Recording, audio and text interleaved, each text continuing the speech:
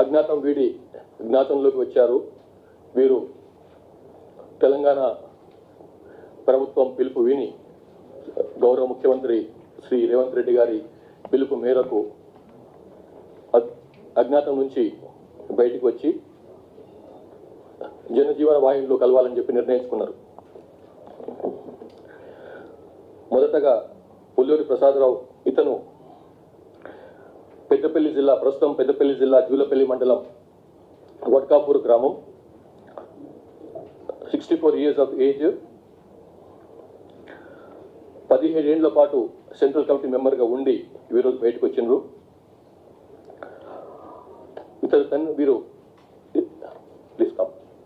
ఇతని తండ్రి Pulluri Srinivasarao government head master, school head master. వడ్కాపూర్లు విలేజ్లో 10th క్లాస్ పూర్తి చేసుకున్న తర్వాత పెద్దపల్లి గవర్నమెంట్ జూనియర్ కాలేజీలో బైపీసీ ఇంటర్మీడియట్ చేస్తూ దగ్గు రాయలింగు, అప్పటి రాడికల్ స్టూడెంట్స్ యూనియన్ ఆర్గనైజర్ అయినటువంటి దగ్గు రాజలింగుతో కాంటాక్ట్లకు వచ్చి ఆ విధంగా మార్క్సిజం, లెనినిజం, మావోయిజానికి ఆకర్షితుడైండు.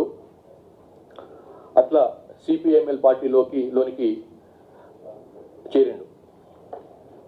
అట్లా ముందు స్టార్టింగ్లో రాడికల్ స్టూడెంట్స్ యూనియన్లో చేస్తూ 1980లో Mallojula Koteswararao alias MK alias Kishanji ఆయనతో పాటుగా ఆయనకు 4 years పనిచేసిండు.